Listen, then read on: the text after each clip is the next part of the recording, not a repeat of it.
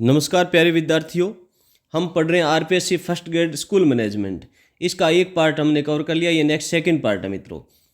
विद्यालय में संस्थागत योजना का स्वरूप कैसा होना चाहिए। जो इंस्टीट्यूशनल प्लानिंग है, संस्थागत जो योजना है उसका स्वरूप कैसा होना चाहिए, व्यवहारिक और लचीला होना चाहिए। संस्थागत योजना व्यवहारिक होनी चाहिए ताकि उसे लागू किया जा सके, लचीली भी होनी चाहिए ताकि परिस्थितियों के अनुसार उसमें बदलाव भी किया जा सके। TQM के अंतर्गत गुणवत्ता को मापने का सही पैमाना क्या है। छात्रों के व्यवहार में वांछित परिवर्तन। गुणवत्ता को मापने का सही पैमाना क्या है? छात्रों के व्यवहार में वांछित परिवर्तन। शिक्षा में गुणवत्ता का अर्थ केवल अंक नहीं है, बल्कि छात्रों के सर्वांगीण विकास और उनके व्यवहार में आने वाले सकारात्मक बदलाव से है। नेतृत्व की लोकतांत्रिक शैली में अनुशासन का आधार क्या है? आत्म अनुशासन और सहयोग है। नेतृत्व की लोकतांत्रिक जो शैली है उसमें अनुशासन का आधार क्या है? आत्म अनुशासन और सहयोग। लोकतांत्रिक नेतृत्व में लोग डर से नहीं बल्कि स्वयं की जिम्मेदारी समझकर अनुशासन का पालन करते हैं, यानी आत्म अनुशासन ही सबसे बड़ा है। पर्यवेक्षण सुपरविजन की प्रक्रिया में फीडबैक का क्या महत्व है? पर्यवेक्षण की प्रक्रिया में फीडबैक का क्या महत्व है? शिक्षक को उसकी प्रगति और कमियों से अवगत कराना। फीडबैक के माध्यम से शिक्षक को यह पता चलता है कि कहाँ सही है और किस क्षेत्रों में सुधार करने की आवश्यकता है। पोस्ट कोर्ब सूत्र में डी का अर्थ डायरेक्टिंग है। इसका मुख्य तत्व क्या है? आदेश, मार्गदर्शन और अभिप्रेरणा देना। पोस्ट कोर्ब में डी का अर्थ डायरेक्टिंग है। इसका मुख्य तत्व क्या है? आदेश देना, मार्गदर्शन देना और अभिप्रेरणा देना। निर्देशन में केवल आदेश शामिल नहीं होते, बल्कि कर्मचारियों को प्रेरित यानी मोटिवेट करना, उनको मार्गदर्शन करना भी शामिल है। संस्थागत नियोजन के निर्माण की प्रक्रिया में सहयोगी के रूप में कौन कार्य करता है? एसएमसी और समुदाय भी कार्य करते हैं। एसएमसी विद्यालय प्रबंधन समिति और स्थानीय समुदाय का सहयोग संस्था की योजना को अधिक प्रभावी और समावेशी बनाता है। निरीक्षण यानी इंस्पेक्शन की पुरानी पद्धति में अधिकारी को क्या माना जाता था? अधिपति और दोष अन्वेषक यानी कमियां निकालने वाला, फॉल्ट फाइंडर। पारंपरिक निरीक्षण में अधिकारी को एक जांचकर्ता माना जाता था जिसका काम केवल गलतियां ढूंढना होता था। TQM में निरंतर सुधार के लिए एडवर्ड डेमिंग ने कुल कितने सूत्र दिए थे? 14 सूत्र दिए थे। TQM में निरंतर सुधार के लिए एडवर्ड डेमिंग ने कितने सूत्र दिए हैं? 14। एडवर्ड डेमिंग ने गुणवत्ता सुधार के लिए 14 सिद्धांतों का प्रतिपादन किया था जो आज भी प्रबंधन का आधार है।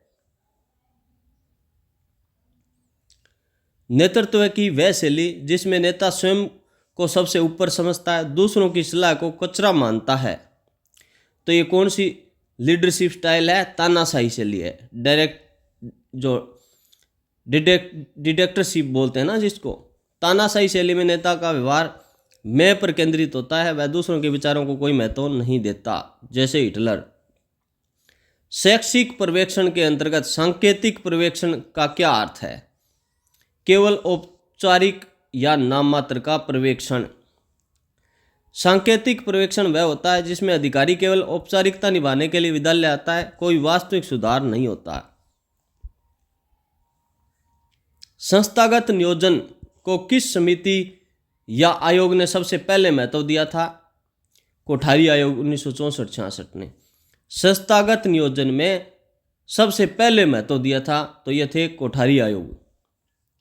कोठारी आयोग ने सबसे पहले सिफारिश की थी कि प्रत्येक विद्यालय को अपनी स्वयं की विकास योजना यानी संस्थागत योजना तैयार करनी चाहिए। TQM में प्रक्रिया पर ध्यान देना क्यों जरूरी है? क्योंकि प्रक्रिया अच्छी होगी तो परिणाम अपने आप अच्छे होंगे। TQM का मानना है कि यदि हम इनपुट और प्रोसेस को सुधार लेंगे तो आउटपुट यानी गुणवत्ता स्वतः ही बेहतर हो जाएगी। नेतृत्व की किस शैली में उत्तरदायित्व का अभाव यानी लैक ऑफ रिस्पॉन्सिबिलिटी होने का खतरा सबसे अधिक रहता है? तो कौन सी शैली है वो? हस्तक्षेप शैली। हस्तक्षेप शैली में कोई नियंत्रण नहीं होता, इसलिए कर्मचारी अक्सर अपने काम के प्रति लापरवाह हो जाते हैं। विद्यालय में निरीक्षण का आधुनिक विकल्प मॉनिटरिंग क्यों बेहतर है? क्योंकि यह केवल कमियां नहीं बताता बल्कि साथ साथ सुधार भी करता है। मॉनिटरिंग एक निरंतर चलने वाली प्रक्रिया है जो कार्य के साथ साथ मार्गदर्शन भी प्रदान करती है। पोस्ट कोरब सूत्र में बी बस्टिंग का विद्यालय में प्राथमिक कार्य क्या है?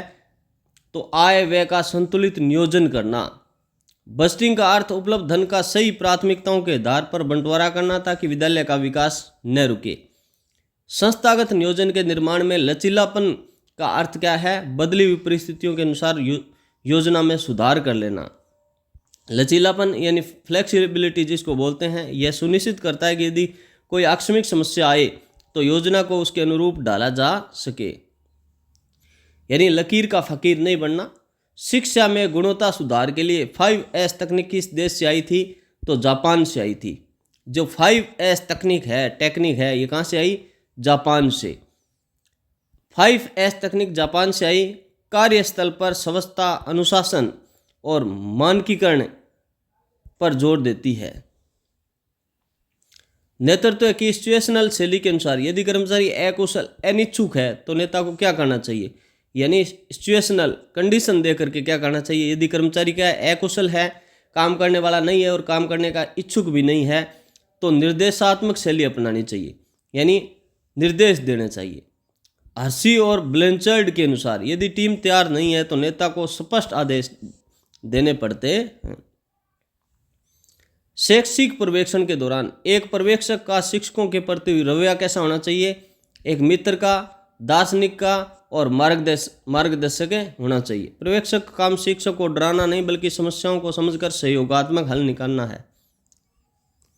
पोस्ट कोरब सूत्र में आर का मतलब रिपोर्टिंग का सबसे बड़ा फायदा क्या है? इससे डेटा और रिकॉर्ड सुरक्षित रहते हैं। प्रतिवेदन से संस्था के कार्यों की पारदर्शिता बनी रहती है। भविष्य के नियोजन के लिए ठोस आधार प्राप्त होते हैं। संस्थागत योजना इंस्टीट्यूशनल प्लानिंग में शैक्षिक नवाचारों का क्या महत्व है? यह शिक्षण को प्रभावी और रुचिकर बनाता है। शैक्षिक नवाचार क्या करते हैं? शिक्षण को प्रभावी और रुचिकर बनाते हैं। नवाचार जैसे स्मार्ट क्लासरूम है, एक्टिविटी बेस्ड लर्निंग है, छात्रों को बेहतर और आधुनिक तरीके से सीखने में मदद करते हैं। TQM के अंतर्गत 3P मॉडल में क्या शामिल नहीं है? 3P मॉडल में क्या शामिल नहीं है? तो पीपल इसमें शामिल है, पर्पज प्रोसेस शामिल है और पर्पज भी शामिल है। तो पुनिशमेंट इसमें शामिल नहीं है। इसका आंसर क्या हो जाएगा? पुनिशमेंट हो जाएगा। TQM लोग, प्रक्रिया और उद्देश्य है, यानी पीपल प्रोसेस है और पर्पज भी है। इसमें दंड का कोई स्थान नहीं है। नेतृत्व की क्रिस्माई शैली का मुख्य आधार क्या है? नेता का असाधारण और प्रभावशाली व्यक्तित्व है। क्रिस्माई नेता अपने व्यक्तित्व के जादू से लोगों को अपनी विचारधारा से जोड़ देता है। विद्यालय में आकस्मिक निरीक्षण का मुख्य कारण क्या होता है? वास्तविक स्थिति और अनुशासन का तत्काल जायजा लेना। औचक निरीक्षण का उद्देश्य यह देखना होता है कि सामान्य दिनों में विद्यालय की कार्यप्रणाली कैसी चल रही है। पोस्ट कोरब में ऑर्गेनाइजिंग का प्रथम चरण क्या है? कार्य का विभाजन करना। संगठन की शुरुआत में कार्यों को बंटवारा से होती है ताकि हर व्यक्ति उसकी जिम्मेदारी पता हो। संस्थागत नियोजन का मुख्य वित्तीय स्रोत क्या होता है? सरकारी अनुदान और सामुदायिक सहयोग। एक सफल संस्थागत योजना में सरकारी बजट के साथ साथ भामाशाह और जन सहयोग का भी बड़ा महत्व होता है। TQM के अंतर्गत गुणवत्ता मंडल की अवधारणा किस देश ने दी थी? जापान ने दी थी। गुणवत्ता मंडल, जापान ने गुणवत्ता मंडलों के माध्यम से छोटे स्तर के कर्मचारियों को भी सुधार की प्रक्रिया में शामिल किया। नेतृत्व की नौकरशाही शैली कहाँ से अधिक प्रभावी होती है? कहाँ सबसे अधिक प्रभावी होती है? जहाँ सुरक्षा और नियमों का कठोर पालन अनिवार्य हो, जैसा सेना या बैंक में, वहाँ जो नौकरशाही शैली है वो अधिक प्रभावी होती है। नौकरशाही नेतृत्व वहाँ जरूरी है जहाँ एक छोटी सी गलती बड़े जोखिम का कारण बन सकती है। शैक्षिक पर्यवेक्षण में निदानात्मक पक्ष का क्या अर्थ है? शिक्षण की समस्याओं के कारणों को ढूंढना। निदानात्मक यानी डायग्नोसिस करना। जैसे अपन जांच करवाते हैं ना, कोई बीमार हो जाता है और कोई जांच करवाते हैं, है ना, रिपोर्ट, तो वही है निदानात्मक। शिक्षण की समस्याओं के कारणों को ढूंढना, यानी समस्या कहाँ है। निदान का अर्थ समस्या की जड़ तक पहुंचना ताकि उसका उचित समाधान किया जा सके, उपचार किया जा सके। पोस्ट कोर्प सूत्र में स्टाफिंग का अर्थ केवल नियुक्ति नहीं बल्कि और क्या है, कर्मचारियों का प्रशिक्षण और विकास। स्टाफिंग में सही व्यक्ति को चुनना, उसे प्रशिक्षण देना, उसके विकास के अवसर प्रदान करना भी शामिल है। संस्थागत योजना की सफलता के लिए प्रधानाध्यापक में कौन सा गुण अनिवार्य है? वह एक अच्छा प्रशासक और दूरदर्शी होना चाहिए। प्रधानाध्यापक योजना का धुरी होता है, उसका विजन विद्यालय को आगे ले जाता है। TQM में शून्य दोष का क्या अर्थ है, यानी जीरो डिफेक्ट का क्या अर्थ है? कार्य को पहली बार में ही पूरी शुद्धता से कर लेना। जीरो डिफेक्ट का अर्थ है हम अपनी प्रक्रिया इतनी बेहतर बनाएं कि गलती की कोई गुंजाइश ही न हो। नेतृत्व की हस्तक्षेप शैली का सबसे बड़ा दोष क्या है? नियंत्रण के अभाव में अराजकता या दिशाहीनता पैदा हो सकती है, यानी जिसका नेतृत्व नहीं होगा तो अराजकता हो जाएगी या दिशाहीन हो जाएगा, जैसे 1857 की क्रांति का सही नेतृत्व नहीं था। जब नेता कोई निर्देश नहीं देता, कर्मचारी अक्सर अपने मुख्य लक्ष्य भटक जाते हैं। एकेडमिक सुपरविजन का केंद्र बिंदु क्या है? पाठ्यक्रम और शिक्षण विधियां।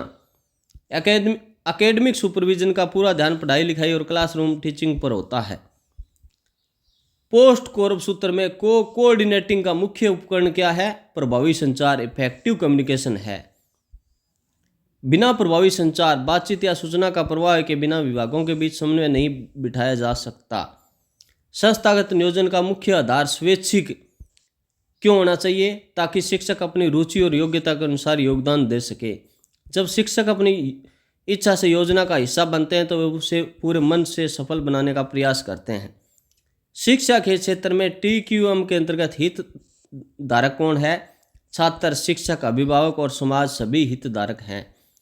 विद्यालय से जुड़ा हर व्यक्ति इसकी सफलता से प्रभावित होता है और हितधारक कहलाता है। लोकतांत्रिक नेतृत्व में निर्णय कैसे लिए जाते हैं? बहुमत और सामूहिक परामर्श द्वारा। इस शैली में बहुमत का सम्मान किया जाता है, सबकी राय को महत्व दिया जाता है। पर्यवेक्षण और निरीक्षण में समानता क्या है? दोनों का उद्देश्य संस्था की कार्यक्षमता को बढ़ाना है। हालांकि तरीके अलग हैं, लेकिन दोनों का अंतिम लक्ष्य विद्यालय को बेहतर बनाना ही होता है। पोस्ट कोर्प सूत्र में प्लानिंग का सही अर्थ क्या है? क्या करना है, कैसे करना है, कब करना है, इससे पहले से निर्धारण करना ही क्या है? प्लानिंग है। नियोजन भविष्य के कार्यों की एक पूर्व तैयारी है, लक्ष्य प्राप्ति के मार्ग को सरल बनाती है और योजना बहुत जरूरी है। यदि आप तैयारी भी कर रहे हो तो योजनाबद्ध तैयारी करनी चाहिए, पहले योजना बनानी जरूरी है। संस्थागत योजना की समीक्षा कब करनी चाहिए? नियमित अंतरालों पर, मासिक और त्रैमासिक। नियमित समीक्षा से पता चलता है कि सही दिशा में है या नहीं। TQM के अनुसार प्रशिक्षण की आवश्यकता किसे है? संस्था के प्रत्येक कर्मचारी को निरंतर रूप से प्रशिक्षण की आवश्यकता है। निरंतर प्रशिक्षण से हर कर्मचारी अपनी कार्य क्षमता को बढ़ा सकता है, नई तकनीकें सीख सकता है। प्लीज़ चैनल को लाइक, शेयर और सब्सक्राइब जरूर कर दो मित्रों। नेतृत्व की शैली का एक सकारात्मक पक्ष क्या हो सकता है? यह आपातकालीन स्थितियों में त्वरित निर्णय लेने में सहायक है। निरकुश शैली, यानी अचानक कोई समस्या आए तो तुरंत निर्णय लिया जा सकता है। जैसे भारत पर पाकिस्तान अटैक कर दे तो यदि नेतृत्व क्या होगा? निरकुश होगा तो तुरंत निर्णय लिया जा सकता है। संकट के समय जब समय कम हो, निरंकुश शैली त्वरित निर्णय जीवन रक्षक साबित हो सकती है। क्लिनिक सुपरविजन का विचार किसने दिया था? गोल्डहैमर और कोगन ने दिया था। गोल्डहैमर कोगन ने इस तकनीक को विकसित किया जिसमें शिक्षक और पर्यवेक्षक के बीच सघन सहयोग पर बल दिया जाता है। पोस्ट कोर्प सूत्र में बस्टिंग में ऑडिट का क्या अर्थ है? खर्च किए गए धन की सत्यता और नियमों की जांच करना। ऑडिट यह सुनिश्चित करता है कि सरकारी धन का उपयोग सही कार्य और नियमानुसार किया गया या नहीं। संस्थागत योजना का केंद्र बिंदु क्या नहीं होना चाहिए? शिक्षकों की गुटबाजी और राजनीति ये नहीं होना चाहिए। छात्रों का विकास भी होना चाहिए, विद्यालय का भौतिक सुधार भी होना चाहिए, शैक्षिक नवाचार भी होना चाहिए। तो इसका आंसर क्या हो जाएगा सही? ये, जबकि ये होना नहीं चाहिए। ऑप्शन के हिसाब से ये सही होगा। विद्यालय योजना में व्यक्तिगत राजनीति का कोई स्थान नहीं होना चाहिए। इसका लक्ष्य केवल संस्थागत विकास करना चाहिए। TQM के सिद्धांतों के अनुसार अपव्यय का क्या अर्थ है, यानी वेस्ट का क्या अर्थ है? समय, श्रम, संसाधनों को बिना उद्देश्य के उपयोग करना ही क्या है? अपव्यय है। अपव्यय को रोककर गुणवत्ता और लाभप्रदता बढ़ाई जा सकती है। सहयोगी नेतृत्व है। में कर्मचारियों की कार्य क्षमता क्यों बढ़ती है? क्योंकि वे निर्णय लेने के प्रभाव प्रक्रिया में शामिल होकर खुद को सम्मानित महसूस करते हैं। सहभागी में जब कोई अपनी राय को अमल में आते देखता है तो वह अधिक लगन से काम करता है। पर्यवेक्षण की सफलता के लिए सबसे अनिवार्य शर्त क्या है? पर्यवेक्षण और शिक्षक के बीच आपसी विश्वास और सम्मान का होना। बिना आपसी विश्वास के कोई भी सुझाव या सुधार प्रभावी ढंग से लागू नहीं किया जा सकता। शैक्षिक प्रबंधन एजुकेशनल मैनेजमेंट का अंतिम लक्ष्य क्या है? शिक्षा के लक्ष्यों को प्रभावी और कुशलतापूर्वक प्राप्त करना। प्रबंधन का मुख्य उद्देश्य यह है कम संसाधनों में सर्वश्रेष्ठ शिक्षा छात्रों तक पहुंचाई जाए और राष्ट्र निर्माण में योगदान दिया जाए। प्लीज़ मित्रों, हमने इस दूसरा पार्टी कंप्लीट कर लिया। आगे बहुत सारे प्रश्न हैं, बाद में और वीडियो में पढ़ेंगे। आप चैनल को लाइक शेयर और सब्सक्राइब जरूर करें, शेयर जरूर करें अपने मित्रों के साथ, है ना। और किसी प्रकार का कोई सुझाव हो तो कमेंट करें। ओके, थैंक यू दोस्तों।